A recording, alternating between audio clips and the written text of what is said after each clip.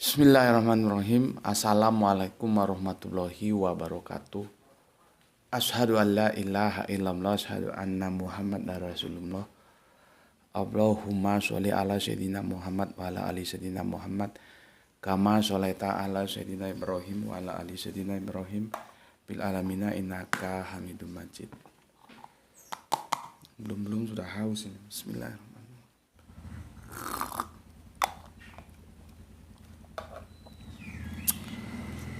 Kita panjatkan dahulu doa kepada Gusti Allah Ingkang Maha Agung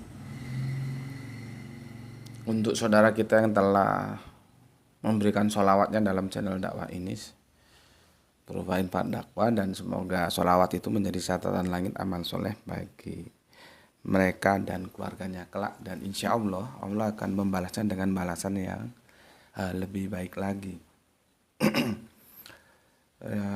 Begitulah cara kita berterima kasih kepada beliau-beliaunya yang telah memberikan sholawatnya sehingga channel dakwah ini masih tetap eksis, dapat berkunjung ke ruang-ruang diskusi kalian semuanya. Berikut ya, kepada pewa-pewa terkasihku ya, dimanapun kalian berada, terima kasih atas doa-doa baiknya. Semoga kebaikan doa itu juga tercurahkan kepada kalian semuanya. Begitu juga yang anti skip, anti download ya. Dan semoga bisa mengambil peran serta ikut men-share kajian-kajian dari link dakwah ini. Dan semoga itu juga menjadi catatan langit bagi kalian semua, sehingga ada catatan bahwa kalian telah mengambil bagian dalam dakwah Islam, walaupun hanya sekedar men-share link-link dari kajian yang ada di channel ini. Kemarin kita sudah mendiskusikan tentang Yohanes 20 ya. Dari ayat 24 sampai 29 terfokus tentang Thomas. Akhirnya juga kita belum menemukan jawaban. Sebetulnya Yesus itu bangkit dalam jasmani atau rohani. Itu belum bisa terjawabkan ya, karena seperti aku yang bilang kemarin, di Yohanes 20 24 sampai 29 itu ada dua informasi yang itu diametral, meskipun bisa dirukunkan. Ya. Yang satu kondisinya Yesus tiba-tiba masuk ketika semua ruangan telah terkunci. Coba sih kalian pikirkan, bagaimana Yesus bisa masuk ketika semua ruangan telah terkunci? Ini kan nggak pernah dipikirkan, karena kalau memang membacanya itu hanya sekilas saja gitu, nggak bisa membaca yang dibilang Al-Quran Iqra itu membaca dalam konteks memahami loh ya, bukan membaca hanya sekedar say hello ya, artinya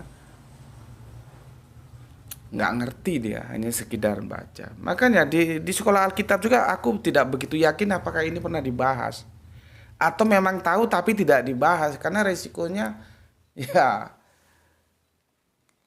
bukan sesuatu yang biasa kalau kita bahas tuntas. Aku tidak tahu. Makanya kan kembali aku bilang, aku belum menemukan teman yang itu enak diajak diskusi, diajak saling tukar pikiran gitu ya. Entah dia dari Katolik ataupun dari Protestan, aku belum pernah menemukan, ataupun dari Saksi Yehova atau dari yang lain lah ya, yang mereka mempunyai background akademis sehingga kita bisa duduk bareng. Sebetulnya Yesus itu dibangkitkan dalam tubuh yang seperti apa? Memang kalau kita berbicara secara mainstream ya, orang mengiranya ya bangkit pakai tubuh dia, tubuh yang lama itu ketika dia disalibkan.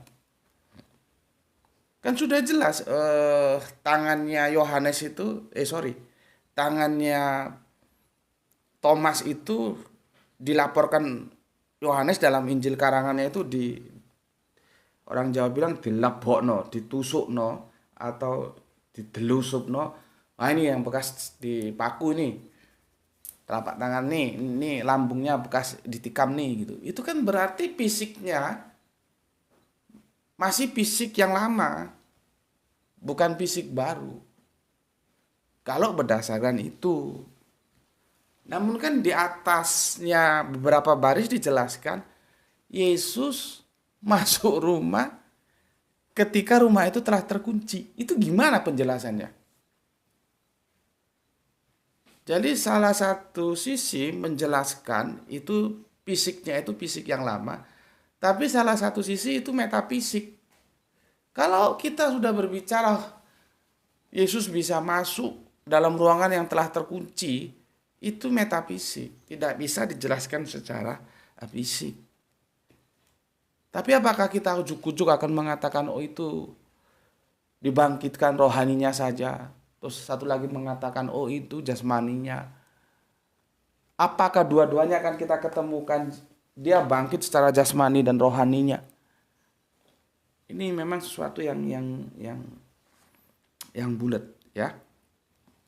Maka coba kita urai pelan-pelan ya. Aku agak kesulitan tadi mengemasnya karena dia akan berputar ya. Untuk menjelaskannya itu aku berusaha mengemasnya sesederhana mungkin supaya kalian gampang memahami apa yang sebetulnya aku sedang pikirkan, dan aku akan bagikan kepada kalian semuanya sebagai bahan diskusi ya. Karena seperti aku tadi bilang, aku tidak begitu yakin apakah high kritis seperti ini juga terjadi di sekolah tinggi teologi, di sekolah tinggi Alkitab gitu, kalau kita sedang mengikuti pendidikan di sana gitu ya. Oke, ini aku tulis dulu di sini ya, supaya ini enak, jadi aku naikkan aja lah ya. Ini Yohanes, sebentar. Yohanes 20, 24, 29 ya. Ini seri ketiga. Ini aku naikkan aja supaya enak menulisnya ya. Kebangkitan chordnya masih tetap kebangkitan Yesus ya. Kebangkitan Yesus.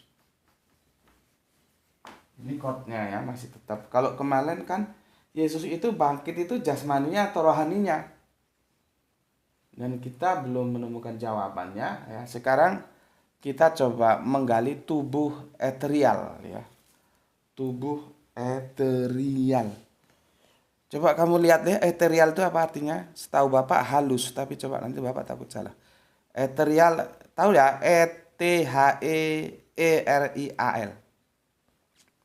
Ya, tubuh sangat halus. Oh, berarti benar. Tubuh eterial. Ya, eterial. Ini berarti seri yang ketiga. Ya. Sekarang aku akan menghapus ini. Kemarin seri yang kedua.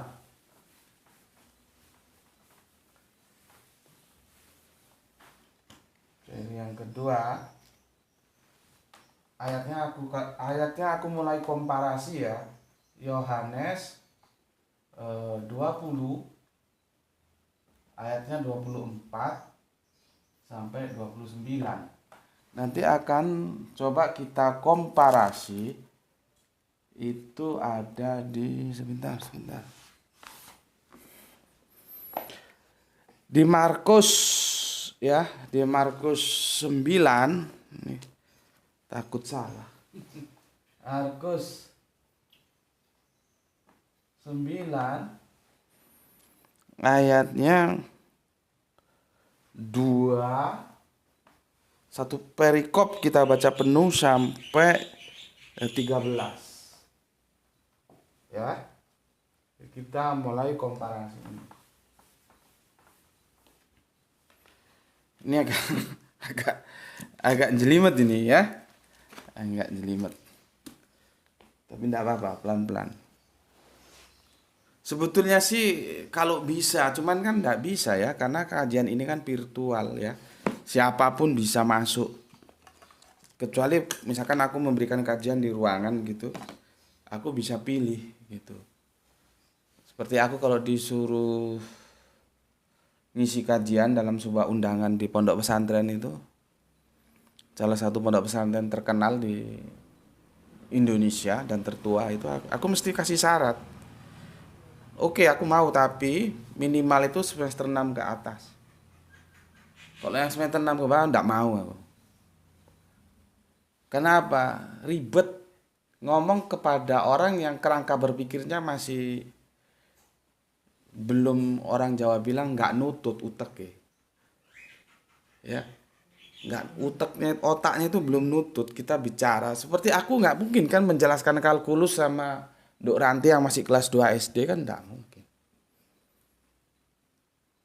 Jadi aku bisa memilih kalau itu kajiannya di darat tuh aku bilang begitu. Oke, tolong siapkan mustamiknya atau peserta diskusinya itu minimal semester 6. Jadi minimal kalau semester 6 tuh dia 3 tahun menempuh pendidikan di situ. Kalau yang di bawah semester 6, aduh ampun deh. Orang bilang ke kanan, dia ke kiri. Ya seperti sekarang ini.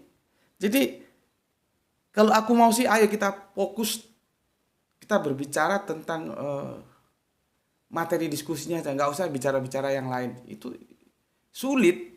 Akhirnya ya banyak sampah masuk ke dalam. Ya itulah yang namanya juga dakwah. Nggak ada namanya dakwah itu tanpa rintangan. Gitu loh. Kalau nggak mau rintangan ya nggak usah dakwah. Jadi ketika seseorang pendakwah itu sudah memutuskan dirinya untuk bermain di lapangan, dia harus menerima segala konsekuensi logisnya, termasuk rintangan. Lah sampah-sampah itu rintangan. Nanti ada sampah yang alami, ada sampah yang memang natural. Memang dia mau menyampah di situ. Itu yang nggak bisa di apa ya, di handling oleh aku karena virtual, kecuali dalam ruangan gitu ya aku. Oke, silakan masuk. Anda semester 6 masuk. Semester berapa? 5. Oh maaf, jangan dulu masuk. Nah gitu. Berarti aku ngomong sama panitia yang ngundang aku. Oke Ustadz, tapi tolong siapkan minimal mahasiswa semester 6. Kalau di bawah itu ampun deh. Karena kerangka berpikirnya belum dewasa ya, masih kekanak-kanakan dan akhirnya ya nyampah gitu. Namun demikian, karena kita virtual dan ini dakwah, tidak ada dakwah itu tanpa rintangan. Kalau nggak mau rintangan, ya tidur saja gitu. Oke, jadi untuk paper-paper yang lain kalau di komen itu ada yang sampah-sampah ya, ya itu memang resiko kita, ya harus diterima saja. Haus lagi, Bismillahirrahmanirrahim.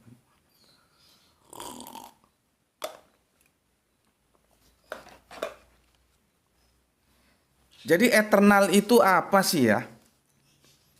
Tubuh eternal itu seperti tadi Gerai itu lihat apalagi sangat halus. Itu halus. Cuman aku juga nggak bisa menjelaskan halus itu halus ya apa maksudnya itu. Agak agak sulit juga aku menjelaskan. Yang jelas itu dipercaya oleh kaum pagan Yunani Romawi itu mereka sematkan kepada para dewa mereka. Ya, dewa mereka ya. Itu ada dalam dunia-dunia pagan. Makanya disebutlah tubuh eternal di mana seseorang itu bisa lepas dari ruang dan waktu. Ya. Itu yang dimaksud tubuh eternal. Nah, sekarang kita lihat di sini kan sudah terjadi eternal. Ya, eternal itu bukan tidak ada bentuk fisiknya loh ya, ada. Di sini sebetulnya tidak bisa kita katakan di Yohanes ini bahwa Yesus itu dibangkitkan secara jasmani, tidak bisa. Dibangkitkan secara rohani juga tidak bisa. Memang kalau dilihat dari bagaimana dia bisa masuk rumah, padahal itu sudah terkunci, itu Metafisik itu rohani. Tapi dalam satu sisi di mana tangannya didelesepno sama jarinya Thomas itu fisik, bukan metafisik. Oh, ini yang bekas disalib itu, ya. Lalu apakah ini bisa kita gabungkan? Kalau kita gabungkan sepertinya menjadi benar, tapi lebih tepat dikatakan itu eternal. Tubuh eternal. Ya. Dan itu yang dipercayai oleh kaum pagan yang mereka sembahkan oleh para dewa mereka. Maka kalau dalam dongeng-dongeng itu ada orang Jawa bilang mencolo. Mencolo itu berubah-ubah. Bisa kadang-kadang jadi manusia, kadang-kadang jadi apa dalam dongeng-dongeng fabel itu kan. Ada bisa jadi kucing atau jadi apalagi kalau kita kan orang-orang dahulu kan seneng dongeng apa ya? Yang paling tepat itu misalkan ada serigala jadi-jadian kan gitu kan. Itu jadi dia mencolo. Mencolo itu mencolo iki mencolo iku, menjadi ini menjadi itu ya. Itu mungkin diksi yang bisa aku jelaskan ke kalian ya, meskipun ini tercampur dengan Jawa, tolong yang Jawa nanti jelaskan. Itu ada teman kita dari Kleco itu pintar menjelaskan Jawa. Kalau aku keterbatasan karena Jawa aku Jawa Sumatera. Ya. Itu yang dimaksud tubuh eternal. Jadi lebih tepat di sini itu eternal dia. Bukan jasmani, bukan rohani, bukan fisik, bukan sudah dianggap eternal. Dan itu banyak disematkan pada kaum pagan, baik itu Romawi dan Yunani. Ya. Baik itu Romawi dan Yunani. Nanti kita bisa lihat di sini di Markus 9:2-13. Dan nanti di Markus 9:2-13 itu semakin membuktikan kepada teman-teman yang masih bertahan itu hanya sebuah mimpi yang tidak bisa dipertahankan kalau Anda tetap berpegang pada Yohanes 20:24-29 ketika Thomas kaget terus kalian bilang itu bukti bahwa Yesus adalah Allah. Itu sama sekali tidak mendasar. Karena dia tidak menunjukkan ke arah itu dan akan diperjelas nanti di Markus 9:2-13. Masalahnya kan ketika baca Alkitab kita, apakah kita sungguh-sungguh membaca Alkitab supaya kita paham? Hanya saja yang kita tahu, kebanyakan orang membaca itu hanya sekilas gitu saja. Apalagi kalau jatuhnya ujuk-ujuk ini kitab suci dan dia beriman. Padahal yang dibaca bukan kitab suci, terjemahan kitab suci kan. Kan kita sudah sepakat kan bahwa terjemahan kitab suci itu bukan kitab suci. Ya. Dan kalau dia sudah menganggap terjemahan kitab suci itu adalah kitab suci dan dia tidak boleh dikoreksi dan dia harus 100% benar, itu sudah masalah tersendiri. Karena yang hadir ke kita ini bukan kitab suci. Ini terjemahan kitab suci ini. Ketika kita menganggap ini kitab suci, itu sudah problem tersendiri. Karena bisa saja LAI salah menerjemahkan dan memang ada yang salah dan aku sudah buktikan. Ya. Bagaimana yang seharusnya diterjemahkan tentang segala sesuatu dijadikan melalui dia.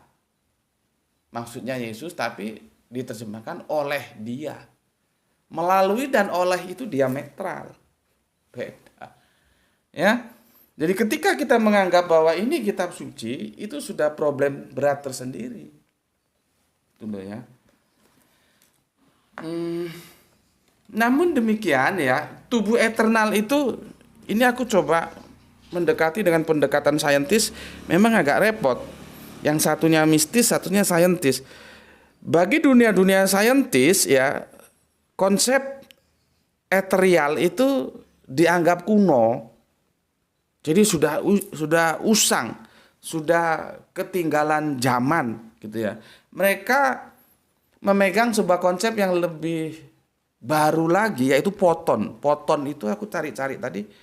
Poton itu ya seperti foto gitulah ya. Jadi begini, itu dipenuhi oleh gelombang dan energi elektromagnetik dan partikel cahaya-cahaya. Seperti ini, hasil video ini, gelombang elektromagnetik dan partikel cahaya-cahaya. Itu kalau kita lihat video ya itu foton. Gitu loh. Tapi seperti kita tahu, namanya dunia saintis itu dia tidak berhenti. Bisa jadi nanti berkembang lagi. Oh, itu bukan foton, tapi ini ya terlihat perkembangan zamannya apa. Seperti dulu, bagian terkecil apa? Molekul. Orang percaya. Lewat riset, lewat penelitian, oh enggak, ternyata molekul bisa dibagi lagi. Ya, maka nanti dari molekul ke apa terus setelah molekul dibagi sampai ke atom. Nah, ternyata atom bisa dibagi lagi ke sak. Sak bisa dibagi lagi proton, neutron, nggak tahu nanti proton, neutron bisa dibagi apa lagi, nggak ngerti. Ya, seperti ini, eternal ditinggalkan katanya sudah usang, sekarang pakai foton aja gitu. Nah, kalau memang kita ngikuti pemikiran saintis, berarti kerangka berpikir yang dibikin oleh Paulus itu sudah usang. Kalau kita mengikuti perkembangan saintis. Karena nanti kita tahu Paulus itu yang dia maksud kebangkitan itu kebangkitan seperti apa? Apakah seperti yang dipahami oleh mainstream kekristenan ya bangkit seawake yo awake sing lawas kui, badan tubuhnya yang ketika disalib itu yang dibangkitkan gitu. Oke ya. Sekarang coba pelan-pelan aku kasih introduction dulu supaya kalian nanti bisa mengikuti ketika aku masuk ke dalam ayat-ayatnya ya. Nanti kalian akan tahu bahwa Paulus itu tidak seperti pemikiran mainstream. Bahwa Yesus itu bangkit ya tubuhnya tubuh yang ketika dia disalib tubuh lama. Enggak begitu. Ngeri-ngeri sedap ini. Karena nanti kalau misalkan ini sudah kita diskusikan, kita tambah lagi dengan penemuan makam Yesus. Yang itu kerjanya para arkeolog ya, yang bukunya tebal segini tuh. Aku dulu pinjam, belum sempat beli. Ya, yang di Talfiot itu ya. Itu nanti menjadi tanda tanya loh. Kalau memang tubuh yang bangkit itu tubuh eterial, lihat tubuh fisik jasadnya itu di mana? Apakah di makam yang diteliti oleh para arkeolog itu? Berikutnya berkembang lagi, berarti kedatangan kedua ora ono no. Karena kan kedatangan kedua itu dipahami setelah ketemu dengan berapa kelompoknya 500 orang atau 5.000 orang itu terus naik. Makamnya ada di bumi. Bagaimana mau? Makanya kan memisahkan agama dan dongeng, agama apapun itu perlu. Supaya kita tidak terjebak sehingga tahu mana yang dongeng, mana yang itu agama. Kalau kita tidak pandai, agama apapun, kita terjebak pada dongeng. Makanya aku wanti-wanti kepada teman-teman Islamku, sudahlah, imani saja apa yang ada dalam Al-Quran. Yesus itu tidak pernah dinyatakan turun lagi. Kok kamu ribet amat? Itu milik saudara Kristen kita, ya sudah kita hormati saja. Kok kamu ikut-ikut ngimani imannya saudaramu yang lain? Cuman kan perjuangan untuk meluruskan akidah itu tidak seperti orang makan lombok. Sekarang aku sampaikan, sekarang orang bisa berubah. Enggak. Justru ketika aku menyampaikan itu, aku harus berhadapan pertama dengan kekristenan, yang kedua dengan saudara Islamku sendiri. Bahwasannya Kanjeng Nabi itu nggak akan turun lagi. Ngapain turun lagi? Ya, itu konsekuensi logis dari ini, eternal, tubuh eternal ini. Bismillahirrahmanirrahim.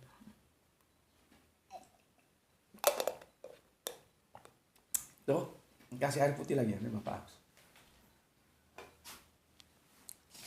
Oke ya. Nanti ini juga akan menggeret kita kepada klaim Paulus bahwa dia pernah ketemu Yesus waktu perjalanan ke Damsyik. Coba kalau aku tanya, sejauh apa teman-teman Kristen itu percaya memang Paulus itu ketemu Yesus? Coba. Itu kan pengakuan sepihak dia. Dan pengakuannya di Kisah Para Rasul dengan apa yang ditulis Matius dalam Injil karangannya itu beda. Yang satu melihat tidak mendengar, yang satunya mendengar tidak melihat. Itu tidak bisa dirukunkan itu. Sudahlah, mau diputar balik kemanapun tuh tidak bisa rukun pernyataan itu. Artinya dari laporan itu aja sudah bermasalah. Terus bagaimana kita hakul yakin memang Paulus itu ketemu dengan Yesus. Kan itu titik balik dia ketika Paulus meminta eh surat ya, karena kan aduh, sebentar. Otoritas di Israel sana kan terpecah menjadi dua. Otoritas teologis dipegang oleh Yahudi, tua-tua Yahudi. Otoritas politis tetap di tangan Romawi. Jadi ketika Paulus mau ke Damsik itu mau membantai pengikut-pengikut Yesus, dia kan harus katakanlah dapat surat jalan gitulah dari penguasaan siapa Romawi. Dia mau ke Damsik gitu kan. Nah, terus di sana terjadi titik balik. Berbaliknya Paulus. Nah, kita tidak pernah mendiskusikan dan kita tidak pernah curiga bagaimana seorang pembantai pengikut Yesus tiba-tiba berbalik 180 derajat justru berjuang menyebarkan agama yang itu diajarkan lewat Kanjeng Nabi Isa yang disebut Yesus. Itu kan seharusnya kita diskusi habis-habisan dulu. Kan aneh itu ketika orang dalam sekejap berubah. Ada apa ini? Kita harusnya curiga kan? Bagaimana kalau misalkan Paulus mengatur strateginya? Wah, kekristenan nggak bisa nih dihadapin dengan model gini. Nggak bisa. Mau dibantai berapapun ya tetap aja capek juga. Nggak bisa. Mending gue masuk dan gue merubahnya dari dalam. Probability itu ada nggak? Kita kan tidak pernah berpikir itu, ucuk-ucuk diterima aja. Oh iya, dia ketemu Yesus dan dia mendapat mandat, terus dia berubah menjadi pejuang bersama teman-teman 11 murid lainnya, meskipun akhirnya dia bersama 11 murid lainnya terpisah, yang satu untuk bangsa bersunat dan satu tidak bersunat, itu sudah masalah tersendiri seperti yang kita tahu di mana terjadi sidang di Yerusalem. Kita tidak pernah mencurigai itu dan kita percaya saja. Makanya dalam kajian-kajian ini aku sengaja men-trigger adrenalin berpikirmu. Sehingga kita dapat menghasilkan diskusi-diskusi yang itu berbobot. Meskipun aku bukan profesor, bukan doktor, ya. Tapi aku yakin selama kita mau belajar itu bisa. Makanya kan aku bilang tadi di awal, sebetulnya kalau bisa, diskusi ini aku batasi hanya diikuti orang-orang yang punya kapasitas saja. Supaya tidak nyampah di komen-komen itu banyak. Yang seharusnya komen itu tidak perlu hadir, untuk apa juga hadir di situ. Cuman kan kita tidak bisa menutupnya. Karena kita bermain di virtual. Gitu ya. Kita mau omongin juga kan tidak bisa, tergantung kesadaran dia. Ya semoga mereka sadar lah ya. Karena apa? Rubik ini rubik belajar sebagai langkah dakwah, tapi bingkanya edukasi. Tidak punya yang lain, tidak ada. Belajar kita sama belajar. Oke, akhirnya kan menjadi tanda tanya. Oh iya ya, benar nggak Paulus ketemu Yesus? Nah kalau Paulus ketemu Yesus, yang mau kita diskusikan juga, Yesus dalam tubuh yang mana? Tubuh eterial. Itu loh, aku mau giring ke sana sebetulnya. Cuman kan aku mempunyai kesempatan side effect yang aku bilang, beginilah cara kerja kajian-kajian yang yang apa namanya? Singular, tidak strike. Ya. Dia berputar-putar. Makanya kalau ada yang nggak seneng, dia ini kajian kok muter-muter sih? Ya kalau kamu nggak seneng jangan di sini, orang memang ini kajiannya muter-muter kok. Aku untuk menjelaskan Yesus itu, dia tubuhnya eterial atau tidak, aku harus berputar lagi perjalanan Paulus ke Damsik. Tujuannya apa? Karena di sana ada yang mau kita ambil. Paulus itu menemui Yesus dalam klaim dia loh aku bilang. Saksinya siapa? Kan tidak ada juga. Makanya hati-hati terhadap saksi. Kalaupun ada dia bilang teman seperjalanan, redaksionalnya tabrakan seperti itu. Yang satu melihat tidak mendengar, tapi yang satunya lagi mendengar tidak melihat. Mana yang benar? Ya, cuman itu diskusi kita sebagai side effect. Inti kita itu Yesus hadir dalam tubuh apa sih itu loh. Sehingga nanti kalau kita membahas tentang kebangkitan Yesus, oh begitu ya. Tidak seperti yang kita imani sekarang ini. Gitu. Dan aku bukan tujuan mendobrak keimananmu menjadi runtuh berkeping-keping atau goyang nggak karuan. Enggak, aku ngajak berdiskusi. Nanti kalau kamu berubah itu jangan karena aku tidak akan merubah siapapun. Tetapi dengan diskusi ini kamu berubah dengan dirimu sendiri yang merubah, yaitu urusan kamu, hak otoritasnya ada di kamu. Artinya kamu tidak lagi memahami seperti yang kamu dengar di gereja atau di sekolah minggu. Yesus bangkit ya, seperti bangkit tubuhnya seperti disalib itu. Nah itulah yang aku bilang, kita perlu kecerdasan.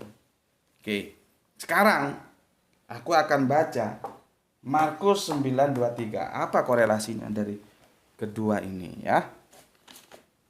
Ini kalau nggak diteliti, nggak ngerti kalau bacanya cuma sekilas. Tapi kalau kita amati, ini menjadi asik. Dan ini semakin mementahkan sebuah argumentasi bahwa Yesus itu adalah Allah. Dengan kagetnya Thomas di sini. Thomas itu benar-benar kaget. Bukan mengatakan Yesus itu Allah, bukan ya. Oke. Perikopnya ini, Yesus dimuliakan di atas gunung. Ya, Yesus dimuliakan. Udah setengah jam. Waduh. Waktu begitu cepat berlalu ya. Pinginnya sih bikin video 15 menitan. Tapi kalau 15 menitan ya oleh opo. Oke, aku bacakan.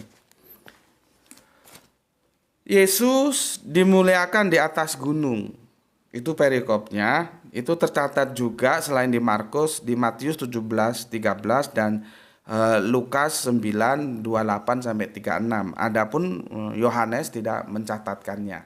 Ya, what happened? Ya aku enggak tahu. Ya. Oke. 6 hari kemudian Yesus membawa Petrus, Yakobus, dan Yohanes. Ya. Ini jangan kamu kira Yohanes muridnya Yesus ini Yohanes yang menulis kitab Injil Yohanes loh ya. Tapi itu nantilah kajiannya, nanti kamu pusing tak bawa ke sana ya. Ini dulu kita selesaikan ya. 6 hari kemudian Yesus membawa Petrus, Yakobus, dan Yohanes dan bersama-sama dengan mereka ia naik ke sebuah gunung yang tinggi. Ya jangan dibayangkan gunung Himalaya, pegunungan gitulah ya. Dataran tinggi gitu. Di situ mereka sendirian saja, artinya tidak ada yang lain. Lalu Yesus berubah rupa. Coba. Ini nggak pernah didiskusikan di sekolah tinggi Alkitab bahwa Yesus itu punya mukjizat, dia punya kemampuan untuk berubah rupa. Karena kalau ini diungkap, itu akan menggoyahkan sebuah keyakinan apakah benar Yesus yang disalibkan. Ketika dia punya kemampuan untuk merubah rupa, kenapa kemampuan itu tidak dia gunakan? Sehingga dia bisa mengecoh Yudas yang menjadi guiding para hansip-hansip Romawi untuk menangkapnya. Tapi sisi lain, ya. Makanya aku bilang, kajian-kajianku itu singular, dia nggak strike. Aku tidak membahasnya lebih lanjut, sisi lain, ya. Nanti kita bikin videonya sendiri bila mana itu diperlukan. Kita fokus ke sini saja bahwa Yesus berubah rupa. Jadi kita tidak kaitkan tentang penangkapannya di Taman Getsemani ya. Kita abaikan dulu. Di mana berubah rupanya? Di depan mata mereka. Yesus berubah rupa. Lalu rupa yang mana itu? Fisik yang mana itu? Itu kan menjadi tanda tanya. Ya. Dan pakaiannya sangat putih, berkilat-kilat. Tidak seorang pun di dunia ini yang dapat mengelantang pakaian seperti itu. Gak tahu, kalian tahu gak mengelantang? Kamu tahu deh mengelantang. Oh, kan? Gara itu aja gak tahu mengelantang. Kalian juga belum tentu tahu semuanya.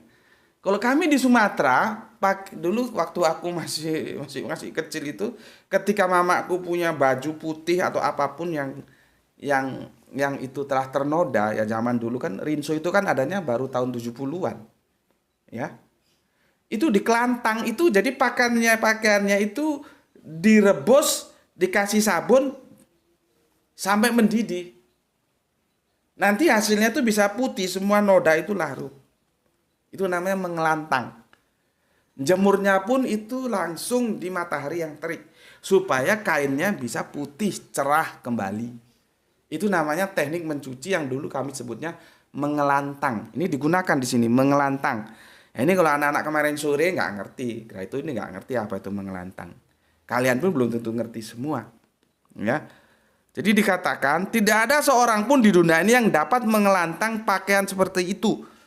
Artinya pakaian Yesus itu begitu putih, bersih, berkilauan. Ketika mengalami konfigurasi, tahu ya konfigurasi ya, berubah bentuk. Di sini berubah rupa, ya. Maka nampaklah kepada mereka Elia bersama dengan Musa. Keduanya sedang berbicara dengan Yesus. Jadi ada Elia, ada Musa berbicara dengan Yesus.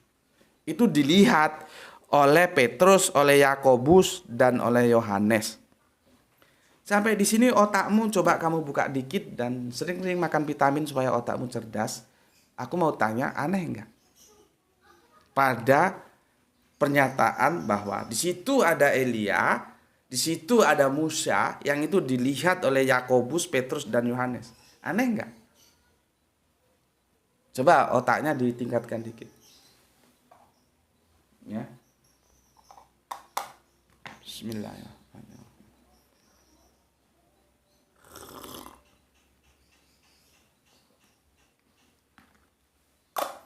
Kalau kalian tidak ikro, tidak deres bahasa Jawanya, kalian menganggap informasi itu biasa-biasa saja. Nggak ada yang janggal. Tapi kalau kalian orang-orang yang spesifik memang mempunyai level atau tingkat kecerdasan sehingga itu kritis dalam membaca teks-teks suci maupun terjemahannya, di sini janggal loh. Ya, janggal di sini. Janggalnya di mana?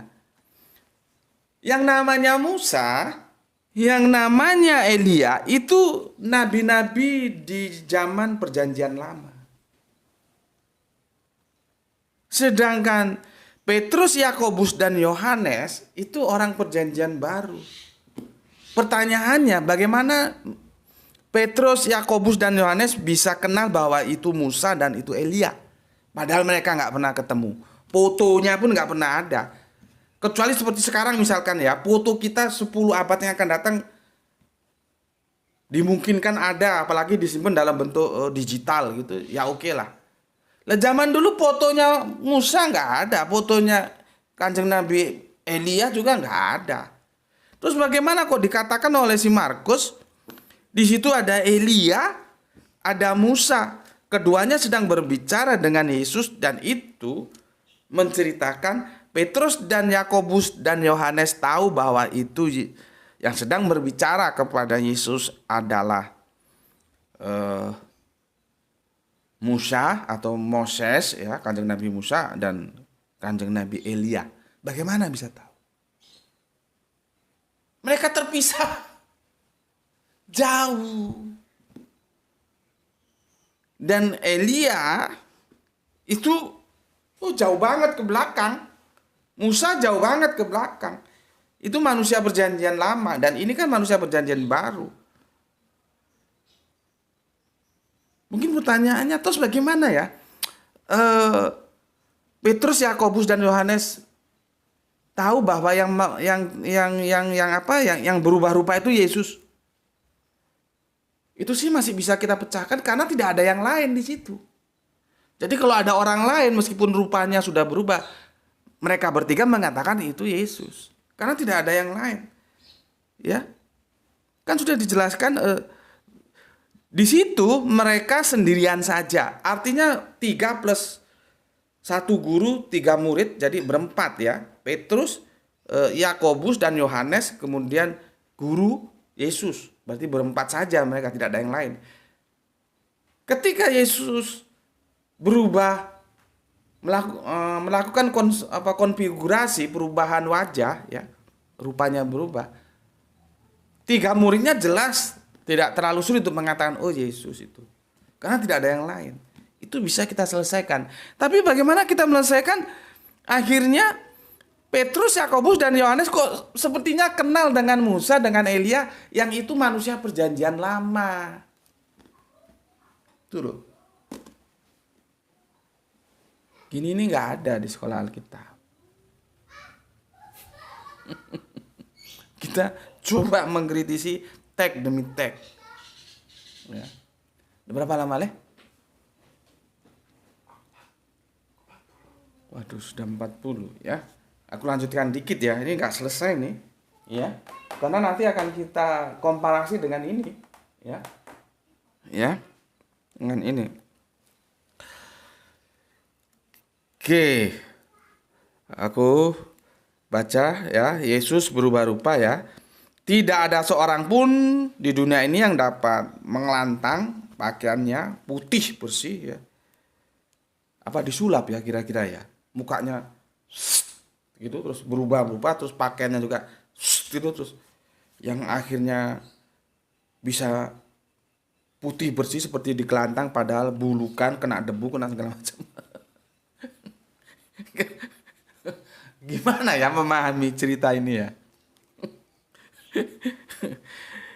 Terus nampak oleh mereka Elia bersama dengan Musa yang janggal tadi aku bilang. Bagaimana mereka bisa kenal? Fotonya aja mereka tidak bisa pernah lihat kok. Tiba-tiba tahu kalau itu Musa ya, itu Elia ya. Kemudian kata Petrus kepada Yesus, ini yang kelima. Rabi, betapa bahagianya kami berada di tempat ini. Baiklah kami dirikan 3 kemah, 1 untuk engkau, 1 untuk Musa, dan 1 untuk Elia. Jadi Petrus itu bilang sama Rabi, ya dipanggil Rabi Yesus itu ya. Betapa bahagianya kami, artinya mewakili 2 temannya Yakobus dan Yohanes, ya. Bagaimana bahagianya kami di tempat ini gitu. Kan yang diajak kan itu yang sudah dipilih cuman bertiga, tidak ke-12-nya diajak ke sini semua. Ini kan peristiwa Yesus belum tersalib loh ya.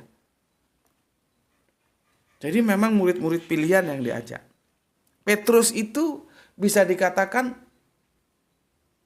komandannya para murid itu Petrus. Jadi kalau hierarki kita tarik, kalau dalam kenabian Kanjeng Nabi Muhammad itu, setelah Kanjeng Nabi Muhammad itu hierarkinya sahabat Abu Bakar gitulah. Baru 3 sahabat lainnya, baru sahabat-sahabat lainnya lagi. Itu kalau dalam perspektif Islam. Kalau dalam perspektif kekristenan itu murid kan ada 12 tuh ya. Tentang si pengkhianat yang menjadi debatable, apakah dia pengkhianat atau dia pahlawan, itu ya kita masukkan aja dulu lah ya. Kan itu kekristenan juga bingung sampai sekarang. Makanya ketika dogma itu harus dipaksakan, itu memerlukan ekstra kebingungan untuk memahaminya. Akhirnya apa ya, tambah bingung menentukan oh itu pahlawan. Kalau pahlawan ada orang jahat terhadap gurunya kok pahlawan. Tapi kalau dibilang pengkhianat, kalau dia nggak benar, dosa kalian nggak dihapus. Ya, ini kan murid-murid pilihan. Dari mana Petrus kok bisa tahu? Kan dia bilang kami akan bikin 3 kemah, 1 untuk Rabi, untuk Yesus, 1 untuk Musa, dan 1 untuk Elia. Pertanyaannya, kok weruh Petrus nek iku Musa? Kok weruh Petrus nek iku Elia? Dari mana Petrus dan konco-koncona tahu kalau itu Musa, itu Elia? Padahal dia tidak pernah lihat fotonya, saya nggak pernah, karena memang zaman dulu foto belum ada. Itu menjadi PR kalian semua untuk kita cari jawabannya. Ini sudah masuk asar dan waktunya juga sudah melampaui dari 30 menit. Aku mohon maaf kalau terlalu panjang, besok kita lanjutkan kajian kita. Sampai di sini dulu. Anda setuju like, Anda tidak setuju dislike dan tinggalkan, tidak ada masalah. Untuk saudara-saudara Islamku, aku doakan semoga engkau selalu mendapatkan rezeki yang barokah semuanya, ya. Juga dilimpahkan kesehatan sebagai bentuk kasih karunia Allah kepada kita semua, dan tetaplah eksis dalam iman, Islam, Al-Qur'an, Kanjeng Nabi Muhammad dan Allah, sehingga begitu nanti kita hari ini dan menutup mata kelak. Amin amin ya robbal alamin. Untuk saudara-saudaraku Kristen, mari kita diskusikan ini baik dengan penuh hormat, dengan saling mengasah, mengasih dan mengasuh, ya. Karena ini aku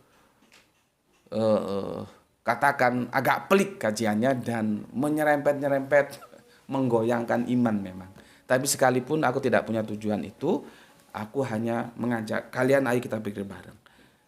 Keputusan kalian tetap pada iman kalian atau akan berubah, itu hak otoritas kalian yang tidak boleh diganggu oleh siapapun, ya. Oke, begitu. Matur nuwun semuanya. Bismillahirrahmanirrahim. Alhamdulillahirabbil alamin.